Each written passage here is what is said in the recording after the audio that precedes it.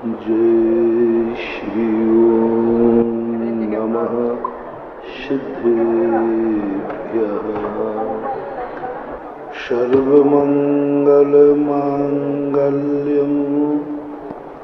सर्वकल्याणकारकं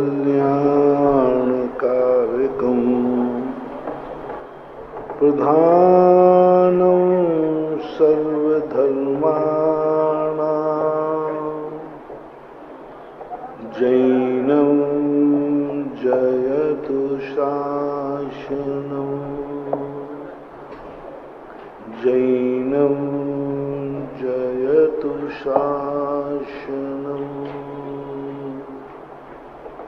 पंच परमेष्टि भगवान की आचार्य श्री गुरुवर कुंद कुंद महाराज की आचार्य श्री गुरुवर विद्या सागर महाराज की हम सभी के आराध्य जगत पूज निर्यापक श्रवण परम पूज सुधा सागर जी महाराज की जय हो। वस्तु का यदि हमें लाभ लेना हो, किसी भी रास्ते पर हमें चलना हो, किसी मंजिल को प्राप्त करना हो, किसी लक्ष्य को पूर्ण करने का भाव हो, तो सबसे पहले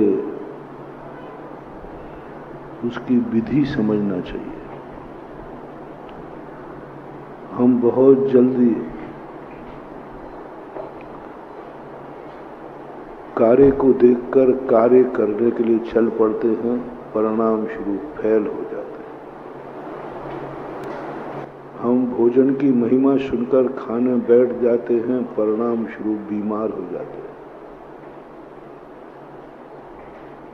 हम रास्ते पर चल चुकते हैं और हम भटक जाते हैं, क्योंकि किसी भी कार्य करने के लिए हमें कुछ ऐसे सूत्र हैं, सिद्धांत हैं, जिनका ज्ञान होना चाहिए। सबसे पहले तो हमें अपनी जिंदगी में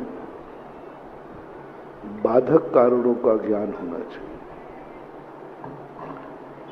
जो तुम पाना चाहते हो,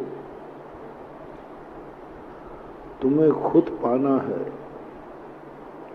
फिर क्यों नहीं पा रहे?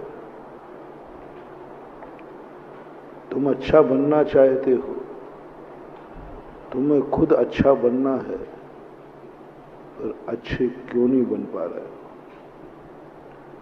तुम कमाना चाहते हो, कमाना तुम्हें है, फिर क्यों नहीं कमा पा रहे? तुम्हारी जिंदगी में सब कुछ तुम्हारे लिए है, फिर भी तुम्हारे पास कुछ भी नहीं।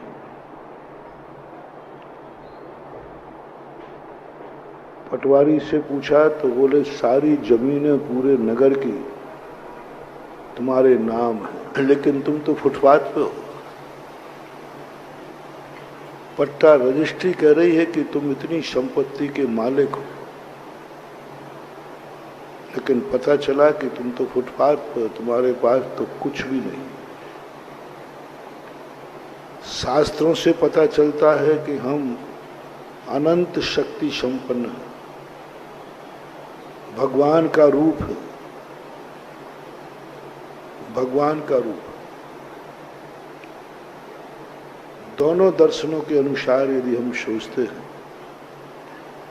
एक कहता है कि मैं भगवान का अंश हूं। अरे भाई, भगवान का अंश यदि है तो इतना दुखी क्यों है, इतना परेशान क्यों है, इतना गंदा क्यों है, इतना बुरा क्यों? भगवान का अंश होना, भगवान का तो सब कुछ पवित्र होता है। भगवान का तो एक एक रोम पवित्र होता है। महान आत्माओं का कोई विशेष स्थान पवित्र नहीं होता है। महान आत्माओं का तो जो कुछ भी है सब पवित्र ही होता है। उनका सोच पवित्र होता है, उनका लक्ष्य पवित्र होता है, उनका मन पवित्र होता है, उनकी सब कुछ उनका पवित्र होता है। जो चीज सारी दुनिया की अपवित्र होती है वही वस्तु महान आत्माओं की पवित्र होती है। पूरे शरीर के अंदर सबसे निकृष्ट और अपवित्र स्थान माना जाता है पैर। शरीर का कोई भी अंग किसी को टच हो जाए तो उसको उतना बुरा नहीं लगता, लेकिन यदि किसी को पैर लग जाए तो बहुत बुरा लगता है। अरे भाई, शरीर का और अंग, हाथ लग गया, घुटना लग गया, कंधा लग गया, सिर लग गया, किसी को ज्यादा बुरा नहीं लगा, लेकिन किसी का पैर लग जाए तो भाई थोड़ा देख के चलो, पैर तो मत मारो। यानी पैर इतने गंदे हैं शरीर में, लेकिन यही पैर देखो, आपके शरीर का सबसे अच्छा स्थान हाथ मानते हैं। हाथ से जजनन करते हो, हाथ मिलाते हो, सब पैरों को गंदा मानते हो।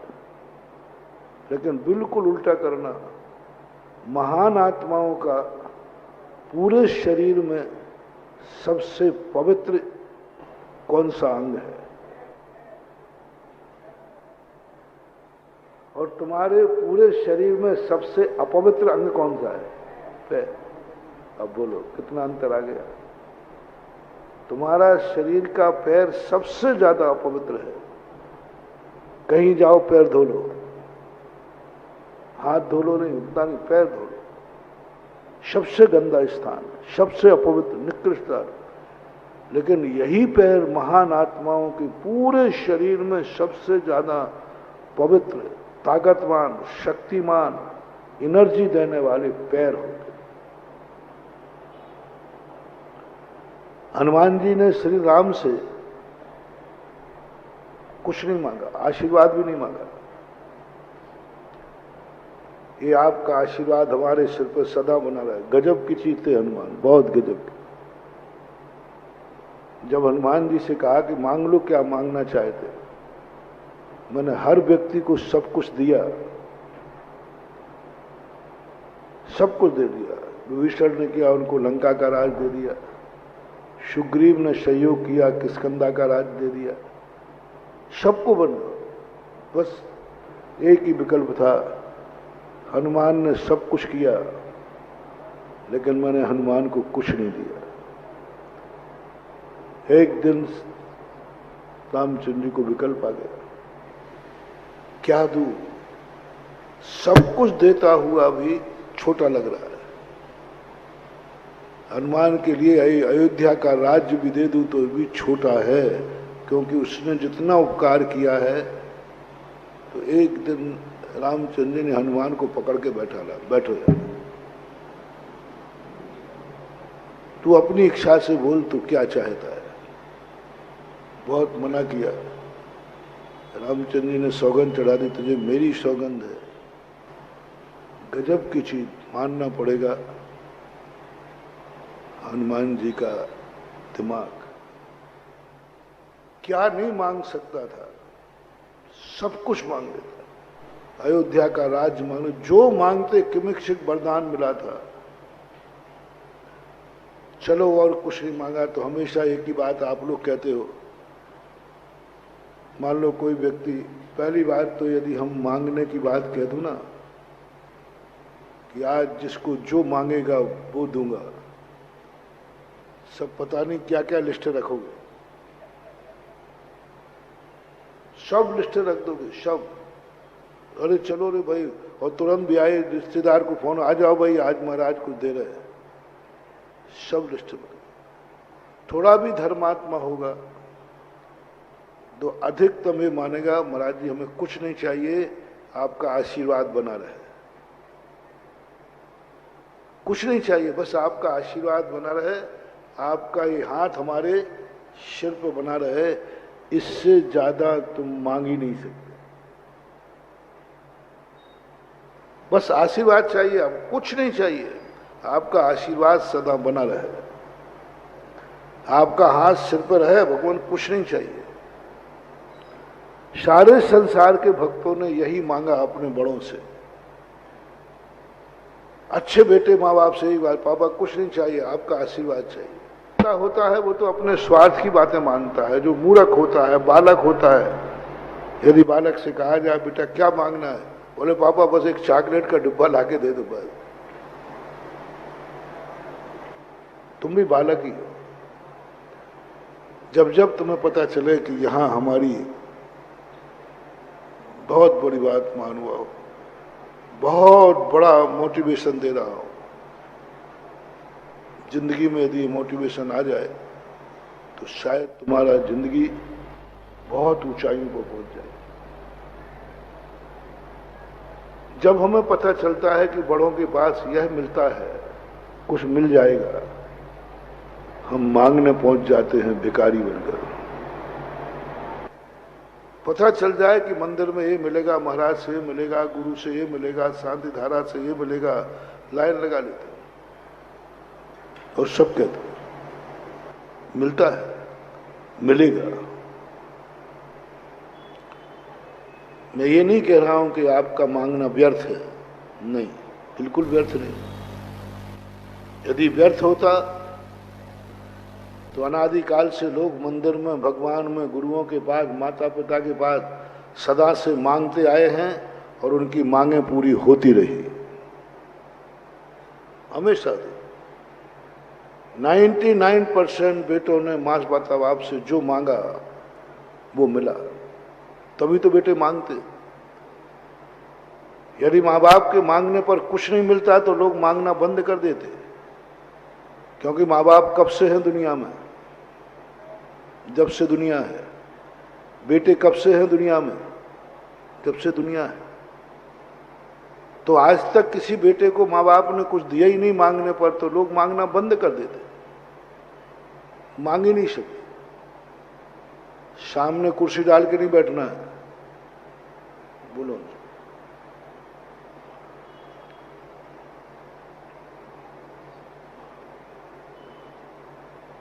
तो ऐसे सब हमने हमेशा ध्यान रखना, मांगते आए, सदा से मांगते आए और सदा से मिलता आया है। माँ बाप ने सदा तुमने जो मांगा, यदि उनकी कुवत में है तो उन्होंने दिया, सब कुछ दिया, सब कुछ दिया। यहां तक कि अर्जुन ने प्राण मांगे तो तात्स्य ने प्राण भी दे दिया, हमेशा से देते आए। इसलिए माता बेटे माता पिता से मांगते रहते हैं, क्योंकि मिलता है। बल्कि कहानी ये और बना दी, बिना रोए मां दूध नहीं पिलाती, इसलिए बच्चे रोते आए, क्योंकि उसे मालूम है रोएंगे तो मां जरूर दूध पिलाएगी। इसलिए सारे बच्चे रोंटे होते हैं, सब रोते रहते हैं, सब रोते रहते हैं, क्योंकि रोने के बाद उनको क्या मिल जाता है? दूध मिल जाता है। यदि रोने पर दूध बंद हो जाए तो सारे बच्चे रोना बंद कर देंगे। यदि माँ कहे, जब सारे संसार की माताएं कहें जब तक तू रोता रहेगा मैं दूध नहीं पिलाऊंगी, तो सारे बच्चे हंसते रहेंगे, हंसेंगे, क्योंकि उनको तो क्या चाहिए? दूध चाहिए, जिस पैटर्न में मिलेगा। लेकिन एक नियम बन गया और हर माता पिता मांगने पर देता है महानुभाव, और सदा से मिलता आया।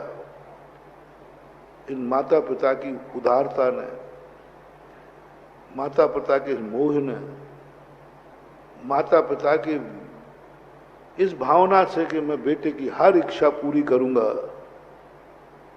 ये माता पिता का तो बहुत बड़ा गुण है महानुभाव, बहुत बड़ा गुण है, बहुत बड़ा गुण है। जिस माँ बाप के अंदर बेटे की हर इच्छा पूरी करने की ताकत हो, लेकिन दुर्भाग्य है इस गुण ने सभी बेटों को भिखारी बना दिया, सभी बेटों को भिखारी बना। सदा बैठे रहते, माँ रोटी दो, माँ पानी दो, पापा खर्चे को पैसे दो, पापा, क्योंकि उसे मालूम है कि मांगने पर मिलेगा। वो चिल्लाता है, माँ मुझे पानी दे दो, माँ मुझे रोटी दे दो, क्योंकि उसे मालूम है कि मैं कहूंगा और वो रोटी देगी, इसलिए तुम मांगते हैं। तुम्हें भिखारी बना दिया माँ की आवाज में। मेरा बस चले तो मैं ये नियम बना दूं, घर में जो भी चीज मांगी जाएगी, जो जिसके पास है वह चीज नहीं देगा, नियम बन जाए। मांगोगे तो नहीं मिलना, पक्का है। मांगोगे तो नहीं देंगे। तो सारे दुनिया के लोग राजा बेटा बन जाएंगे, कोई भिखारी रहेगा ही नहीं, क्योंकि रोटी मांगी नहीं और मिलना। आजकल हमारे पास पैटर्न नहीं है। चौके वाले ने कहा, महाराज जी बहुत दिन हो गए चौके, मैंने गया 8 दिन के लिए। नहीं कहता तो शायद 1 आध दिन में नंबर आने ही वाला था, और कहते क्या हो गया, हम लोगों ने कहना बंद कर दिया। कल ही परसों एक घटना घटी, एक व्यक्ति ने कहा, बोले महाराज जी, तो उसने अरे कहो मत, कहो मत। तो मैंने कहा इसकी तो अच्छी बात कही महाराज जी, इसको बहुत दिन होगा जो, उसने कहो मत, नहीं तो 8 दिन खिसक जाएंगे। मैंने उससे डेवलप कर लिया। मैंने कहा ओहो कितना सरल रास्ता है। नहीं तो प्रतिदिन माथा फोड़े, महाराज जी हमारे इतने दिन हो गए, हमारे इतने दिन हो गए, हमें स्कूल जाना है, हमें नौकरी पर जाना है, हमारा ये हो रहा है, ये हो रहा है, हमारी बिटिया आई है वो तो। और मैं बड़ा परेशान था। मैंने कहा ये बढ़िया हो गया, जिस दिन से ये बात कही है उस दिन से कोई को 50 दिन भी हो गए ना तो वो कहना नहीं चाह रहा। वो कहते ही काश तुम्हारे घरों में ये हो जाए, मांगने पर नहीं मिलेगा, सब राजा बेटा बन जाएंगे। रोने पर नहीं मिलेगा, सब हंसते हुए घर आएंगे। बस एक सिद्धांत बनाना, कुछ थोड़ा कठोर होना पड़ेगा, थोड़ा अपने आप को संभालना पड़ेगा कि नहीं तू मांगने पर नहीं दूंगा, रोने पर नहीं दूंगा, क्रोध करेगा तो कुछ भी कर ले मैं नहीं दूंगा। ये नियम बन जाना है। अपनों को भिखारी मत बनाओ। तुम्हारी दया और करुणा, महानुभाव, जब अभी मैंने बिहार के समय कहा था स्व शक्ति जागरण के संबंध में, एक बार भी तुम्हें किसी से मांगने का भाव आ जाए, कुछ भी मांगने का, 6 महीने की जो शक्ति थी वो शक्ति जल के राख हो जाती है। एक मान लो तुमने पानी भी मांग लिया, पानी पिला भाई, आपका इतना बड़ा पुण्य खत्म हो गया। आपका इतना बड़ा पुण्य था कि लोग आपको पानी की पूछते, उसने पूछा पानी पी लो और पानी पिला दो, दोनों में कितना अंतर आ गया। पानी पी लीजिए, समझ लेना तुम्हारा इतना बड़ा पुण्य काम आ गया, तुम राजा बेटा हो, तुम्हारी अंदर हुकूमत है। बहुत बड़ा मोटिवेशन महानुभाव। तुम्हें जिस चीज की जरूरत है और तुम मांग नहीं पाए और सामने वाले ने पहले ही कह दिया, समझ लेना इस समय तुम जगत के सबसे बड़े पुण्यात्मा हो। तुम्हारी इतना पुण्य है, इतना पुण्य है, इतना पुण्य है कि तुमने मांगे ही नहीं और सामने वाले ने कह दिया चाय पी लो, पानी पी लो। राजा बेटा क्यों कहते इसको? राजा किसे कहते? राजा का अर्थ क्या है? राजा वह कहलाता है जिसे कुछ मांगना नहीं पड़ता, सब कुछ उसके मांगने के पहले प्रस्तुत रहता है, मांगना नहीं पड़ता। अब तुम अतीत के राजा हो, अतीत के महाराजा हो कि तुमने अपनी जिंदगी बिना मांगे निकाली है, तो सबसे पहले अमीर आदमी के यहां जन्म लेने का एक छोटा सा, अनेक कारणों, जिस व्यक्ति ने, कारण बहुत से होते हैं,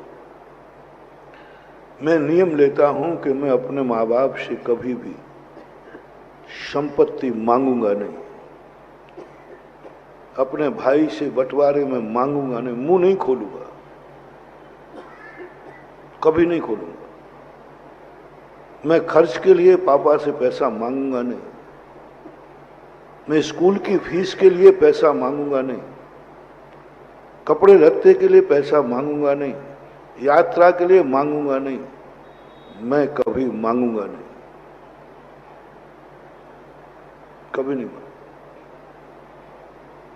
किससे? पड़ोसी से नहीं कह रहा हूं, और दूसरों की तो बात, मां बाप से मांगूंगा नहीं। यदि ये नियम तुम्हारा जिंदगी भर पड़ गया, जाओ तुम चक्रवर्ती के यहां पैदा होगे, बल्कि चक्रवर्ती बनोगे। चक्रवर्तियों को उठाओ। 10-10 भवों से चक्रवर्ती ने कभी किसी से कुछ मांगा नहीं, सदा देने को तैयार रहा। लेने की बात आए तो गर्दन नीची है, और देने की बात आए तो दोनों हाथ खोल देता है। वो बनते हैं चक्रवर्ती। परिणाम भी नहीं आना कि मुझे इससे कुछ मिल जाए, परिणाम भी नहीं आना, और मुंह से तो कहना ही नहीं, मन में लाना नहीं, मुंह से कहना नहीं, वचन से हाथ करना नहीं। चक्रवर्ती। इसके यहां ऐसी अक्षय निधियां अपने आप बिना कमाए भंडार भरेगा। अक्षय निधियां कैसे भर जाती इनकी? 2 ही कारण, कभी इन्होंने लेने का भाव किया नहीं, और देने की बात जब आई तो सारी जिंदगी दे डाली, सब कुछ दे डाला, स्वयं रोड पे आ गए, सब कुछ दे, देने की बात आई। आप भी यदि ये पाल सकें तो आप राजा बनो, राजा नहीं तो राजा के यहां जन्म लोगे। जो तुम्हें बिना मांगे कितना मिला, बड़े आदमी के बेटों को कितना मिलता है बिना मांगे बिना कमाए, सारी जायदाद वसीयत बिना मांगे, कमाई नहीं, अपने आप मिली, क्योंकि वो ऐसे बाप के यहां पैदा हुआ जहां करोड़ों अरबों की संपत्ति थी। कौन से पुण्य से मिलता है बड़ा बाप? कौन से पुण्य से मिलता है अमीरों के यहां जन्म? कौन सा पुण्य है जो बड़े आदमी के यहां जन्म दिला दे? बिना मांगे, बिना कमाए, बिना कुछ, जन्म से ही अरबों की संपत्ति का मालिक बन गया राजकुमार। ये इस भाव की कहानी नहीं है, पूर्व भाव की कहानी। बिना मांगे भोजन मिल रहा है, उसने जिंदगी में कभी मांग के भोजन नहीं खाया। जहां जाता वहीं कहता, आइए साहब बैठिए, थोड़ा कुछ खा लीजिए, कुछ खा लीजिए। अरे खाना ही नहीं है तो भी 10 लोग मना रहे। एक मांग रहा है भीख कि भाई 1 रोटी दे दे, और एक खाना नहीं चाहता है, 10 लोग कह रहे साहब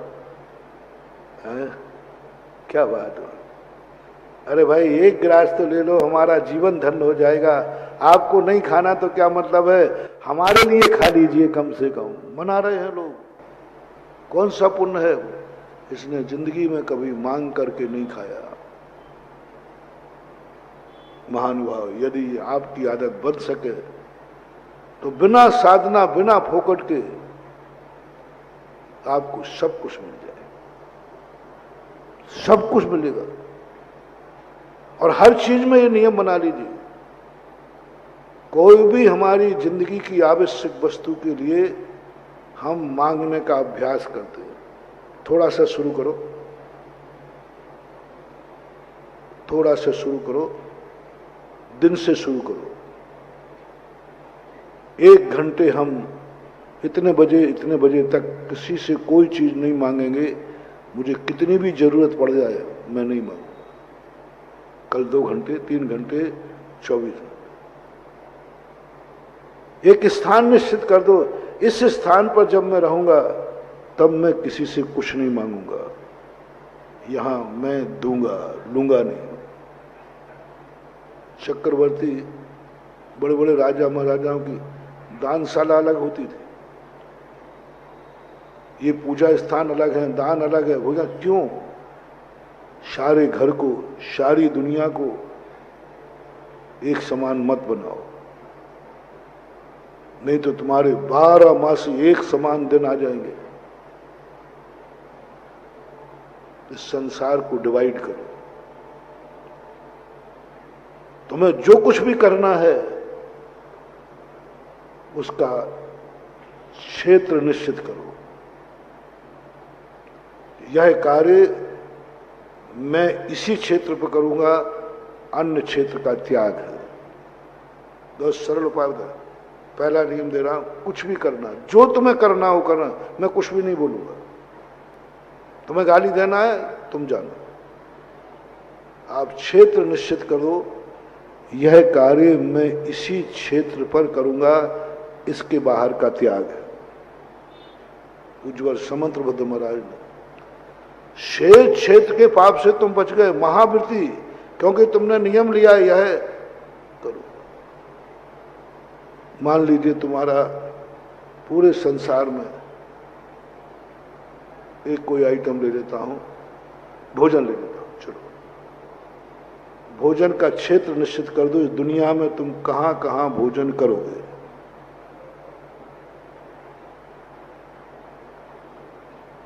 इस पंडाल में तो त्याग कर दो। मंदिर में, सड़क पर, चलते फिरते भोजन का स्थान निश्चित करो, नोट करो। इन स्थानों पर हम भोजन करेंगे, बस ये स्थान पर जब पहुंचेंगे तभी भोजन करेंगे, अन्यथा नहीं। बहुत बड़ा मोटिवेशन। तुम सारी दुनिया के राजा बनोगे। तुम जिस भूमि पर पैर रखोगे वो भूमि तीर्थ बन जाएगी। जिस धूल पर तुम पैर रखोगे लोग उसको चंदन बना लेंगे। सारी दुनिया तुम्हारे पैरों को, क्योंकि तुमने कितने स्थान को झूठा करने का भाव किया। झूठा तो करोगे कि नहीं? करना है। पूरी दुनिया को झूठा कर रहे हो, पूरे 3 लोग को झूठा कर रहे हो। तुम 3 काल में कभी 3 लोग झूठा नहीं कर पाओगे, लेकिन पाप तो है।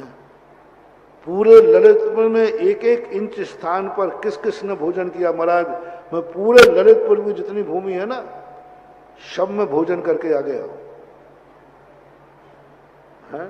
नहीं, वो कर भी नहीं पाओगे। तो मैं कौन सी बड़ा बात कह रहा हूं भाई। जहां जहां तुम भोजन करते हो, करने की उम्मीद हो, उन स्थानों का क्षेत्र मान दो। मैं भोजन करूंगा तो इन स्थानों पर करूंगा, इसके अलावा मेरे भोजन के क्षेत्र का त्याग है। क्षेत्र परिमाण, क्षेत्र परिमाण। सारा जगत तुमने झूठा करने से कितना बड़ा नियम है, इससे बड़ा नियम क्या होगा। तुमने सारे जगत को त्याग कर दिया कि मैं नहीं। समुद्र में भोजन करोगे तो छोड़ दो कि बहुत बड़ा, मैं सारे भारत को छोड़कर और कहीं भोजन नहीं करूंगा। नियम तो लो, पर बताता हूं। भारत में भी कुछ प्रांत कर दो, कुछ प्रांत तो छोड़ दो। जिन प्रांतों में तुम गए नहीं, जाना नहीं, जाओगे भी नहीं। हम भारत के इन प्रांतों में भोजन नहीं करेंगे। समझते जाओ, समझते जाओ। ललितपुर में भी कुछ ऐसे मोहल्ले हैं जहां तुमने पानी भी नहीं पिया और पियोगे भी नहीं। त्याग कर दो ना कि इन मोहल्लों में, इन स्थानों पर हम भोजन नहीं करेंगे। सिमटते जाओ, सिमटते जाओ, सिमटते जाओ, अंत में घर में आ जाओ। सारा घर की एनर्जी खत्म कर दी, सारा घर की ताकत खत्म कर दी। तुम्हारा घर नहीं है मंदिर, तुम्हारा बहुत बड़ा मंदिर है। जहां जैनी रहता है वो जैनी मंदिर से कम नहीं होता है। तुमने सारे घर को गंदा कर डाला। नियम करो, पूरे मकान में भोजन यहां करूंगा। एक निश्चित स्थान होना चाहिए। आज भोजन का कोई स्थान ही नहीं रहा है। कहीं पड़ोस से यहां वहां चलते फिरते खाता है। पशुओं का लक्षण है। चलते फिरते भोजन करना या तो ये पशु था या आगे पशु होगा। पहले गिद्ध भोज चलता था, गिद्ध भोज। गिद्ध भोज का अर्थ क्या? एक ही तसला रख देते सामान, अपने आप से उठाओ और खाओ। अब गिद्ध भोज कम हो गया, कुत्ता भोज चालू हो गया। कुत्ता भोज मालूम क्या होता है? गिद्ध जहां लेता है एक स्थान पर बैठ के खाता है। गिद्ध कभी चलते फिरते नहीं खाता। वैसे आज गिद्ध कम हो गए, लेकिन कुत्ता क्या करता है? जहां आप रोटी दोगे वो रोटी मुंह में दबा के दूसरी जगह जाएगा। ऐसे ही आप उठाते तो नहीं, कैटर्स परोसते, लेकिन लेकर के खाते कहां हो? पूरे पंडाल में चकड़दम कर देगा पूरे में। ये कुत्ता भोज कहलाता है। यदि आपको खाना है भोजन, आप स्थान निश्चित कीजिए अपने घर में, करके देखिए। बस सारे लोग भोजन करेंगे तो यहीं करेंगे। पहले चौका निश्चित होता था, रसोई घर निश्चित। उस कार्य के लिए फिक्स कर दो, भोजन का स्थान ये है। पूरे घर को जूठा मत करो। जूते आप पूरे घर में मत ले जाइए, स्थान निश्चित करिए, शूज यहां रखे जाएंगे। पूरे घर में जूते पहुंच गए, रसोई घर में जूते पहुंच गए। और जिस घर में जहां जहां जूते रहते हैं वहां राक्षसी एनर्जी आती है, पारमार्थिक एनर्जी तो आएगी नहीं। जूता एक ऐसी चीज है, सोने का भी हो, रबड़ का भी हो, कपड़े का भी हो, जहां जूता पड़ता है वास्तु कहता है वहां नकारात्मक ऊर्जा होती है, बहुत नकारात्मक। अब तुम्हारा सम्मान कहीं, जिस घर में सब में जूते चल रहे हैं वो घर कभी सम्मानी नहीं होगा। यहां तक कि बाप का अब बेटा ही अपमान करेगा, परिवार परिवार का अपमान करेगा, कोई किसी की इज्जत नहीं रहेगी। क्योंकि वास्तु कहता है जूते का स्थान पूरे घर में नहीं होना। मैंने एनर्जी को टेस्ट करवाया, पूरे मकान का वास्तु देखा। जहां पर 6 महीने से जूते रखे जा रहे हैं उस स्थान की एनर्जी इतनी नकारात्मक होती है, इतनी नकारात्मक होती है कि वहां बैठ करके यदि तुम 2 मिनट विचार कर लो, आपके इतने नीच भाव आएंगे, इतने नीच भाव कि आप कल्पना नहीं कर सकोगे। क्योंकि वहां पर एनर्जी, जिस स्थान पर तुम बैठकर जो कार्य करते हो वह उसी प्रकार का। आप जूतों के प्रति आपका सम्मानी भाव है कि अच्छा भाव है कि बुरा भाव? बहुत बुरा भाव है। जूते कोई अच्छा नहीं मानता। और जूते जहां रखे जाएंगे वहां पर कभी बैठकर कोई विचार नहीं करना। वो श्रवण कुमार की कहानी आती ना, श्रवण कुमार ने अपने माता पिता की कबाड़ी वहां रखी, उसके माँ बाप के प्रति बुरे भाव हो गए।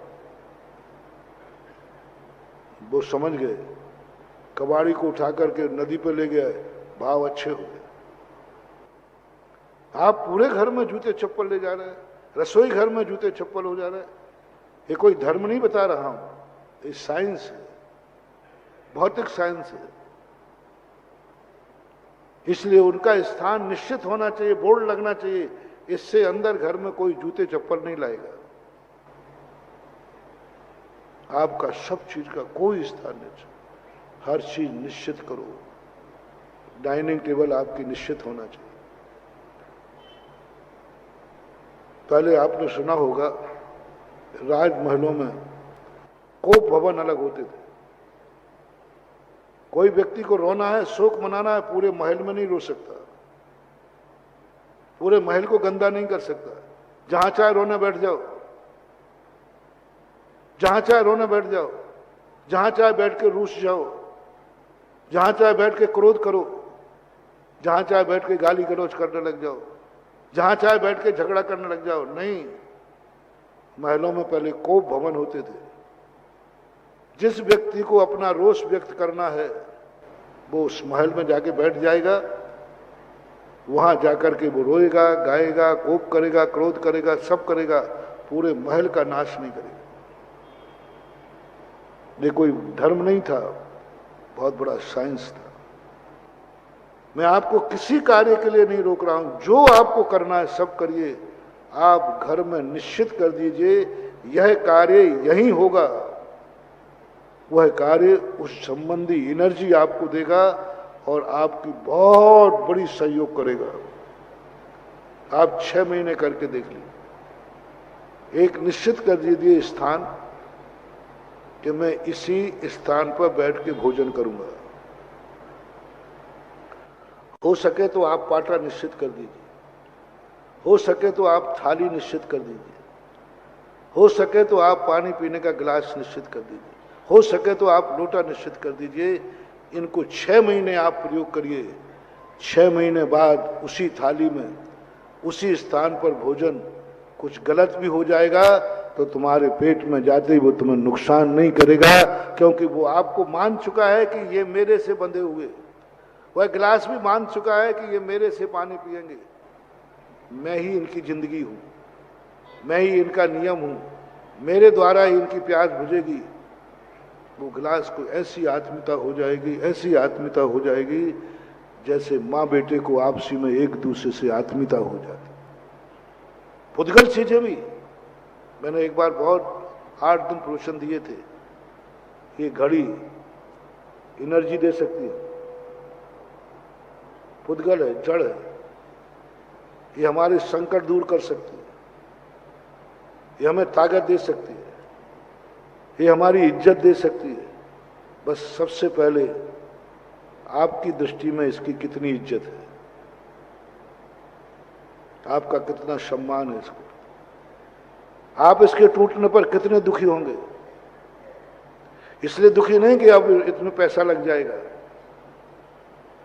इसलिए नहीं कि पैसा लग जाएगा, इसलिए कि ये घड़ी मुझे बहुत प्रिय है, बहुत प्रिय। घड़ी टूटने पर तुम दुख मनाओगे। अब घड़ी टूट गई, कांच में अभी 10 रुपया 50 रुपया लगेगा, तो आपको घड़ी का दुख नहीं है। बोलो ना, किसका दुख है? नहीं, सच्चे मन से आत्मीयता करो। बोले कांच फूट गया इसलिए रो रहे? नहीं साहब, कांच तो दूसरा लग जाएगा। चैन टूट गई इसलिए दुख है? बोले नहीं, ये तो दूसरी आ जाएगी। फिर दुख किस लिए है? क्योंकि मैं इसको इतना चाहता हूं, इसका कोई भी अंग टूटता है तो ऐसे लगता है जैसे मेरा अंग टूट गया है, मेरा अंग टूट गया है। ये कांच नहीं फूटा है, मेरा सिर फूट गया है। ऐसी आत्मीयता यदि तुम्हें इसके प्रति हो जाए, ये घड़ी तुम्हें इतनी सकारात्मक ऊर्जा देगी, इतनी सकारात्मक कि तुम गाड़ी से गिर जाओगे, पत्थर पर तुम्हारा सिर पड़ जाएगा, तुम्हें मर जाना चाहिए था और तुम्हें कुछ भी नहीं होगा और तुम वापस घर आ जाओगे, क्योंकि घड़ी आपके हाथ में थी, घड़ी आपके पास थी। जिस घड़ी से आपने प्यार किया है, प्यार उन्हीं से 90% प्यार लोग उनसे करते हैं जिनसे उनका स्वार्थ है। मां से प्यार नहीं है, मां के दूध से प्यार है। पिता से प्यार नहीं है, पिता की संपत्ति से प्यार है। पति पत्नी से प्यार नहीं है, अपनी वासनाओं से प्यार है, जिस्म से प्यार है। व्यक्ति से कभी प्यार करके देखो, और व्यक्ति से जब प्यार होता है तो वह लेन देन का सब कुछ खत्म हो जाता है, लेन देन का सब कुछ खत्म होता है। एक बार किसी ने एक पिक्चर की कहानी सुनाई थी कि बताते हैं कोई लैला मजनू थे, एक व्यक्ति के ऊपर कोड़े पड़ते थे, निशाने दूसरे के ऊपर पड़ते थे। वो तुम्हारी पिक्चर होगी, होगी तुम्हारी। पिट कौन रहा है और निशान किस पे पड़ रहा है? नहीं, होगी एक कल्पना। फिर मैंने सोचा ऐसा कभी हुआ है क्या? 2 बातें सुनाता हूं। ये जीवन में महावीर स्वामी जब बचपन में थे, एक बार मां उनकी टहल रही थी एक गार्डन में, एकाएक मां का पैर चींटियों के ऊपर पड़ गया। महावीर चीख पड़े, मां तुम मेरी पीठ पर पैर क्यों रखे हो? पीठ पर पैर क्यों रखो मेरे? माँ कहती है बेटा मैं तेरे पैर पर, ऐसी कौन माँ होगी जो बेटे के पीठ पर पैर रखेगी? और तू मेरा महावीर जैसा बेटा, मैं पैर रखूंगी? माँ घबराई, कहीं ऊपरी बाधा तो नहीं हो गई इसको, कोई भूत लग गया हो? बेटा ये अनहोनी बातें क्यों कर रहा है? मैं कहां पैर रखूं? मैं जमीन पर रखूं? मां घबरा गई, बेटा मां अभी भी रखे हो। महावीर झुके और मां का पैर उठाकर एक चीटी निकाल के दे दी। बोले मां यही तो मैं हूं, यही तो मैं हूं, मैं और इसमें क्या अंतर है? यही तो मैं हूं। बेटा तू चीटी नहीं है। अहिंसा आत्मा की पर्याय बन गई। तेरा मोह है, तुझे दिख रहा है अपने पराये का भेद। मैं तेरा बेटा हूं, ये चीटी तुच्छ जानवर है। हम वो आत्मा हैं जहां चीटी में और अपने में कोई अंतर नहीं है। महावीर ने अपना कपड़ा उठाया, पीठ का दुकूल, और पीठ पर मां के पैर का निशान था, लाल लाल निशान पड़ चुका था। ये कैसे हुआ? पैर चीटी पर पड़ा, निशान महावीर की पीठ पर पड़ा, कैसे हुआ? कैसे हुआ? तब मैंने कहा कि कोई बड़ी बात नहीं, हंटर किसी पे पड़ रहे हो निशान, ये हो सकता है, हो सकता है। बस तुम्हें प्यार होना चाहिए। महावीर को उस चीटी से इतना प्यार था, इतना प्यार था, निस्वार्थ प्यार। बस संसार का कोई जीव दुखी नहीं रहना चाहिए, बस इतनी सी बात। कोई दुखी नहीं होना चाहिए, मेरे द्वारा किसी को दुख नहीं होना चाहिए। आत्मा की पर्याय बन गई। अब कोई दुखी होगा उसके ऊपर पड़ेगा। आपका ऐसा प्यार नहीं है, आपका ऐसा प्यार नहीं।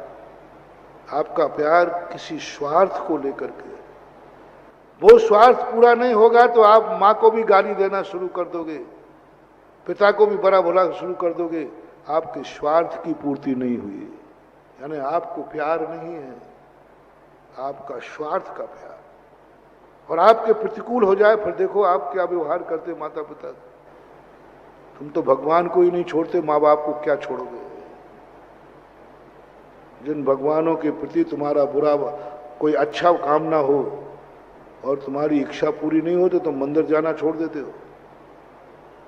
बोले देख लिया कुछ नहीं होता इससे, यानी तुम्हें भगवान से प्यार नहीं है। भगवान तुम्हारी इच्छाएं पूर्ति करता रहे तो भगवान अच्छा है, और पूर्ति नहीं करे तो सब लोग अपनी अपनी छातियों पे हाथ रख के पूछें कि भगवान से प्यार है या कि मैं अपनी स्वार्थ से प्यार है। तुम्हें गाय से प्यार है कि गाय के दूध से प्यार है? बहुत छोटा उदाहरण दे रहा हूं, 2-3 दिन पहले कही दिया था। एक गाय आपको दूध देती है, उसको कैसा भोजन मिलता है? बिनौला, अच्छा, पंखा, कूलर, सब, प्यार भी बहुत मिलता है। तो लोग कहते महाराज जी बहुत बड़े गौ भक्त हैं, इनके घर में जाओ तो गायों को बहुत बढ़िया भोजन मिलता है, हमेशा कूलर पंखा। मैंने कि चलेंगे? गए तो सही में वैसा था। मैंने एक बात बोला, महाराज ये गाय मुझे बहुत प्यारी है। बोले क्यों? बोले महाराज 10 लीटर दूध देती है। समझ गया मैं, इतने काफी ज्यादा करने की बड़ी जरूरत नहीं थी। कितना लीटर? मैंने क्यों समझ गया। महाराज ये गाय सबको दिखाया और सब पे इतने प्यार से हाथ फेर रहे थे वो, और गायें भी बड़ी खुश थी कि ऐसा सेठ कहाँ मिलेगा। मैं दूसरी तरफ गया, बोला महाराज वहां जाने की जरूरत नहीं। बोले वहां तो वो गायें हैं जिन्होंने दूध देना बंद कर दिया। मैंने कि मैं उन्हीं को देखूंगा। जाके देखा तो उनके सामने सूखा भूसा पड़ा हुआ था। वो तरस रही थी, ये वही सेठ है जो मेरे सिर पर, शरीर पर हाथ फेरता था, आज मुझे छू भी नहीं रहा है। वो गायें देख के रमा गई, सामने आ गई, सेठ जी आ गए, क्योंकि उन गायों ने बहुत प्यार देखा था, उन गायों को सेठ जी का बहुत प्यार था। आज वो गाय तरस रही कि सेठ जी एक बार तो मेरे ऊपर हाथ फेर दो। कुछ नहीं, कोई मतलब नहीं, और भोजन उसका था। बोलो, अब आपसे पूछ रहा हूं, मैंने डिसेक्शन कर दिया, ये गौ प्यार है या दूध प्यार है? मैं तो थोड़ा सूक्ष्म समझ गया, आप बताओ। मैंने तो ठेठ सरल भाषा में कह दिया। अब आपकी गवाह आत्मा क्या देती? ये दूध का प्यार है 10 लीटर का या गाय का प्यार है? दूध का प्यार। गाय का प्यार तो जब आ जाए, जब दूध देना बंद कर दे, तब भी वही भोजन, वही प्यार, वही कूलर, वही पंखा मृत्यु के अंतिम दंग को देगा, क्योंकि इस गाय ने मेरे ऊपर उपकार किया है। और गाय कैसी भी दशा में हो, होते हैं ऐसे लोग भी दुनिया में हैं, कैसी भी गाय हो सबके साथ बराबर व्यवहार करते, चाहे दूध देने वाली हो या न देने वाली हो, सबके साथ बराबर। तब माना जाएगा कि गौ भक्त है। दूध देना बंद करते ही दूध देने वाले को तो कसाई भी प्यार करता है, कसाई काटने वाला भी दूध देने वाले से प्यार करता है, मांसाहार मांस के लिए भी जानवरों से प्यार करता है, बाद में काट देता है। सब लोग अपने अपनी जिंदगी को टटोले। तुम्हें जिस जिस वस्तु से प्यार है उसके पीछे कोई स्वार्थ तो नहीं है? कोई स्वार्थ है, मकान हो, चाहे घोड़ा हो, चाहे गाड़ी हो, चाहे कपड़ा हो, चाहे जूते हो, चाहे चप्पल, कोई भी चीज के प्रति ऐसी एक वस्तुओं को छांटो जिन वस्तुओं से आपको प्यार है, आपको कोई स्वार्थ नहीं, बस उस वस्तु को अपनी जिंदगी में साथ रख लेना। बाकी वो वस्तु तुम्हारे जीवन में इतना कार्य करेगी। मैंने एक दिन कहा था, एक पौधे को, तुम पौधा लगाते हो, तुम्हारे यहाँ बहुत अच्छे गार्डन, बहुत अच्छे गमले, तुम हरियाली के प्रेमी नहीं, तुम्हें स्वार्थ है कि ये पेड़ अच्छा लग रहा है, ये पेड़ मुझे फल देगा, ये पेड़ मुझे फूला देगा, ये पेड़ मेरे गार्डन में शोभा देगा। शोभा के लिए आपने लगाया है, फल के लिए लगाया है, फूल के लिए लगाया है। एक बार पेड़ लगाओ, मार पेड़ से प्यार करना महानुभाव, बस पेड़ से प्यार कर। पेड़ तुम्हें कुछ भी नहीं देगा, पेड़ को तुम्हें सब कुछ देना है, पेड़ से लेना नहीं है, पेड़ से लेना नहीं है, पेड़ को देना है। बस एक ही बात सोचना, मैं इस पेड़ को क्या दे सकता हूं? ये मुझे कुछ भी नहीं दे तो मैं पेड़, सुबह उठ करके एक ही चिंता, पेड़ रात भर का प्यासा है। बाहर गए एक ही चिंता, आज गमले को किसने पानी दिया होगा। सुबह उठ करके तुरंत देखो किसी ने पेड़ की डाल तो नहीं तोड़ दी, पत्ता तो नहीं तोड़ दिया।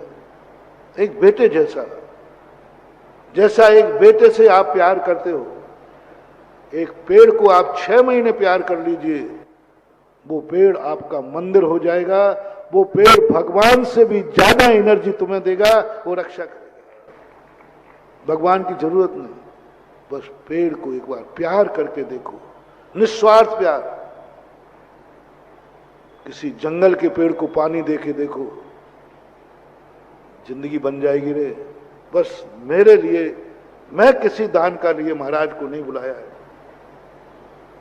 केस मेरे पास आया, मैंने कहा भाई क्या बात, आपको पहले महाराज जी भूल गए, चूक हो गई, और वो कहते महाराज मैं बोल चुका हूं। कमेटी रो पड़ी, बस महाराज जी मैं नहीं, मुझे दान देना है, मैंने दान के लिए नहीं बुलाया, आपको धन दौलत पाने के लिए नहीं बुलाया है, आपके चरणों में धन खर्च करने के लिए बुलाया है।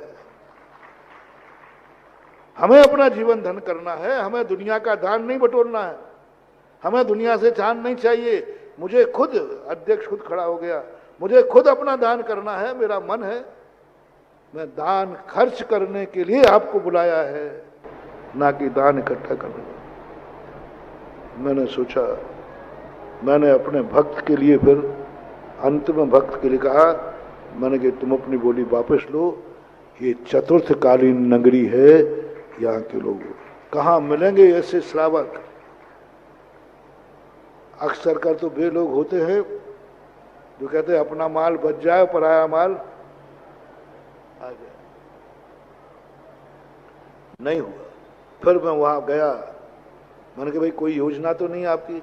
बोले महाराज हमारी कोई योजना नहीं, मैं से आपसे 1 रुपया भी नहीं, आप तो बस हमारे नगर में हमारे क्षेत्र पर पधार जाएं, हम तो दोनों टाइम आपके दर्शन करना चाहते हैं, बस हमें कोई इच्छा नहीं है, किंचित मात्र। मैंने कहा देखो फिर बाद में मत कहना। बोले महाराज हम सब नियम करते हैं, हमें तो आप चाहिए, आपसे मुझे कुछ नहीं चाहिए, आप चाहिए, मुझे आपसे नहीं चाहिए, और हमारी कोई योजना नहीं। जैसे ही वहां गया और प्रवचन जो चालू हुआ, पैसे की ऐसी बरसात हुई कि 100 से भी ऊपर पहुंच गया, करोड़ से ज्यादा। 10 दिन पहले वाला महाराज और 10 दिन बाद वाला महाराज वही है कि दूसरा? भगत भी वही थे, सब कुछ वही थे, क्या बदल गया? पैसा संभल नहीं रहा है। लोग आके पूछ रहे, बोले महाराज भैया बताओ, आप महाराज जी यहां बैठे क्षेत्र में कोई योजना है क्या? पूछ रहे, चलाकर पूछ रहे कि भाई ये क्षेत्र है, महाराज जी बैठे हैं, यहां कोई योजना हो तो बताओ। एक भी योजना माइक से घोषित नहीं की गई और सारी योजनाएं पूरी हो गई। ये था प्रेम, और तुम्हारा है प्रेम। आज प्रेम नहीं है, प्रेम का फ्रेम रह गया, प्रेम तो गायब हो गया। महानुभाव, कर सको तो करने का प्रयास करना, प्रेम करने का, निस्वार्थ प्रेम करो गुरु से। हमें कुछ नहीं चाहिए, गुरु चाहिए, बड़े भगवान चाहिए, भगवान से नहीं चाहिए। बस भगवान तुझे नमोस्तु करना है और कुछ नहीं। माँ बाप से कुछ नहीं चाहिए, बस माँ बाप तुम बने रहो। कामा में हो तो, बूढ़े हो तो, टेढ़े हो तो, कैसे भी हो तुम बने रहो। पांडवों की इस नीति ने इतना बड़ा युद्ध जिता दिया जो पांडव कभी जीतने वाले नहीं थे। जिस पक्ष में तात्सरी हो, जिस पक्ष में द्रोणाचार्य हो, जिस पक्ष में कर्ण जैसा महान योद्धा हो, उस युद्ध को कौन जीत सकता था? शस्त्र से नहीं, शक्ति से नहीं, मात्र एक चीज से। उसने कहा कि हे श्री कृष्ण, मुझे तुमसे कुछ नहीं चाहिए, मुझे आप चाहिए। पांडवों को हनुमान मिले जंगल में, तब भी उन्होंने यही कहा, हनुमान ने कह दिया भाई देखो अब मैं युद्ध में नहीं लड़ता हूं। बोले मुझे कुछ नहीं चाहिए, आप तो मेरी ध्वजा में आके बैठ जाना, बस आप चाहिए। हनुमान जी कहते क्या करोगे इस वृद्ध अवस्था में? उन्होंने कहा मुझे कुछ चाहिए ही नहीं आपसे, आप चाहिए। और अर्जुन की रथ की ध्वजा देखना कभी, अर्जुन की रथ पे ध्वजा में बजरंगबली बने। मात इतना, मुझे कुछ नहीं चाहिए, मैं मरूंगा तो आपकी छाया में मरूंगा, हारूंगा तो आपकी साक्षी में हारूंगा, मुझे आपसे कुछ नहीं चाहिए, जो कुछ होना है वो आपकी आंखों के सामने हो, बस इतनी सी तमन्ना है। मरूंगा तो आपकी छाया में मरूंगा, मरूंगा तो आपके सामने मरूंगा, ये कम पुण्य है क्या? अभी बहुत महत्वपूर्ण विषय महानुभाव समझने का प्रयास करना है कि हमारी जिंदगी क्या हो चुकी है और क्या होना। समय आपका हो गया। महावीर भगवान की